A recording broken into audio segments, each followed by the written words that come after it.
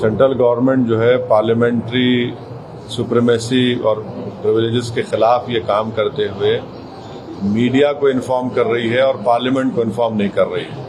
Media में जो लिखा गया है वो इस बात को बताता है कि मोदी हुकूमत वक्फ बोर्ड की ऑटोनॉमी को छीनना चाहती है। बीजेपी शुरू से वक्फ बोर्ड्स और वक्फ की प्रॉपर्टीज के खिलाफ रही है।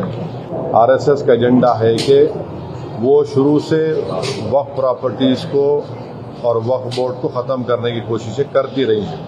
ये अमेंडमेंट्स आने का मकसद एक ही है कि एक तो वक्फ प्रॉपर्टीज को छीन लिया जाए, दूसरा फ्रीडम ऑफ रिलीजन के खिलाफ काम कर रहे हैं। हम अपोज करते हैं इसको। सबसे पहली बात तो यह है कि जब पार्लियामेंट सेशन में है तो सेंट्रल गवर्नमेंट जो है पार्लियामेंट्री सुप्रीमेसी और प्रिविलेजेस के खिलाफ ये काम करते हुए मीडिया को इन्फॉर्म कर रही है और पार्लियामेंट को इन्फॉर्म नहीं कर रही है। पार्लियामेंट जब चल रहा है तो सरकार का काम है कि इमीडिएटली आप पार्लियामेंट को इन्फॉर्म करते, बजाय इसके कि आपने मीडिया को लीक किया। अब जो मीडिया ने रिपोर्ट किया उसकी बुनियाद पर मैं ये कह सकता हूं कि ये जो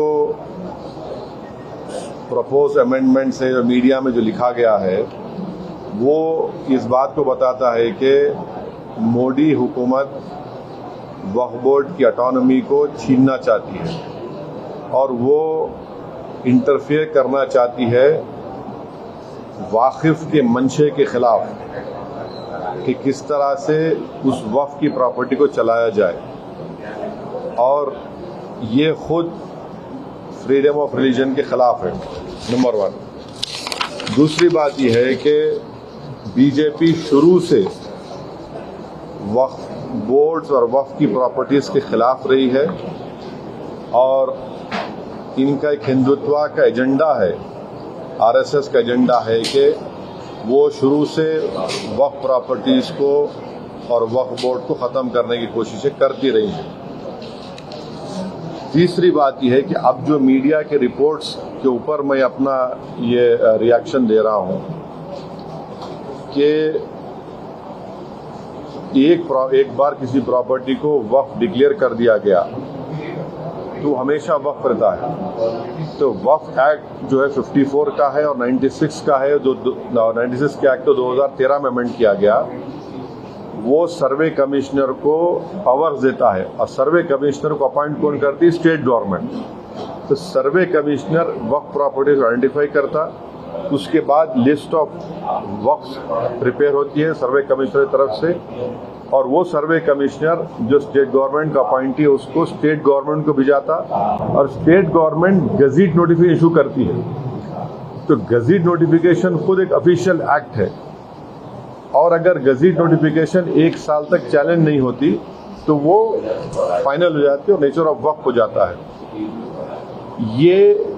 इसको ये लोग चेंज करना चाहते हैं, यानी जो पहले से वक्फ हो चुकी हैं प्रॉपर्टीज, अब दोबारा उनको एस्टैब्लिश करना पड़ेगा कि ये वक्फ है।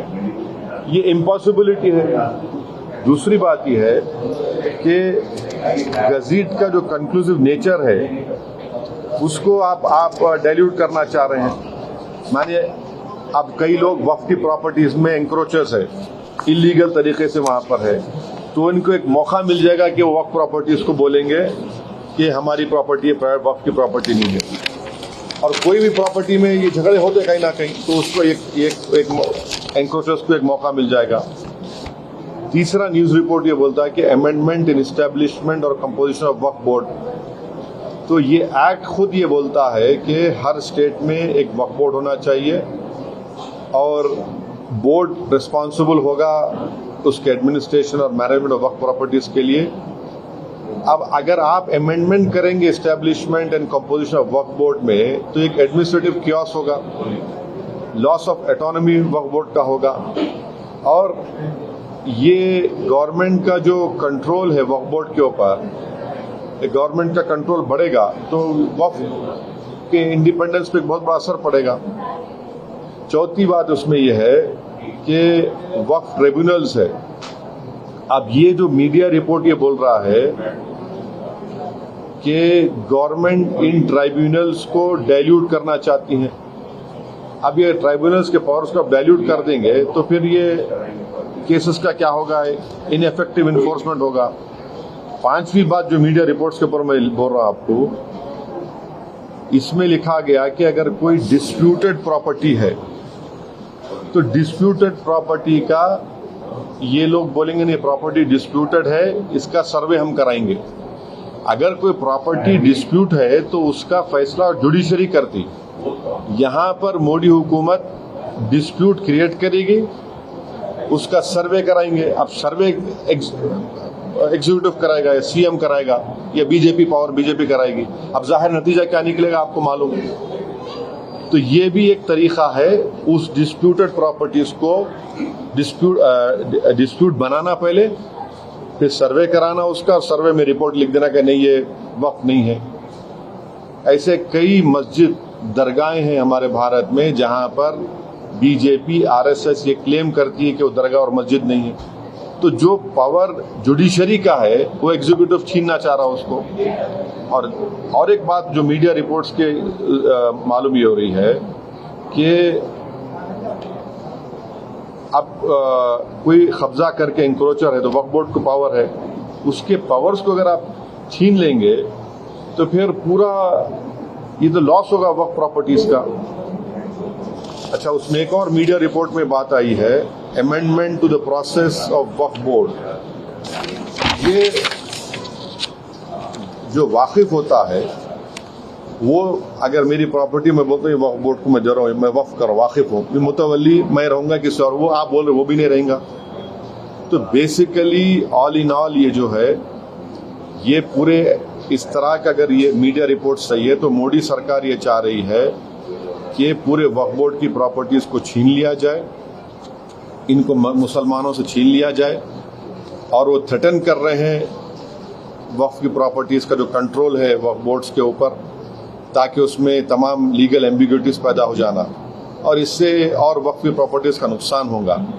तो अब ये कंप्लीट सिस्टम को जब ये लोग अगर मीडिया रिपोर्ट्स सही है चेंज करना चाह रहे, उसमें कुछ ये करना चाहे, तो कोई भी आगे बढ़कर प्रॉपर्टीज को वक्फ नहीं करेगा। और आप देखेंगे कि कई मुसलमानों के मस्जिदें हैं, दरगाहें हैं, जहां पर हिंदुत्व की ऑर्गेनाइजेशन आरएसएस बोलते कि नहीं है वो। तो ये अमेंडमेंट्स आने का मकसद एक ही है कि एक तो वक्फ प्रॉपर्टीज को छीन लिया जाए, दूसरा फ्रीडम ऑफ रिलीजन के खिलाफ काम कर रहे हैं, और डिस्प्यूट अगर है तो जुडिशरी डिसाइड करेगा, एग्जीक्यूटिव कैसा करेगा। तो ये चीजें हैं जिसका हम अपोज करते हैं इसको।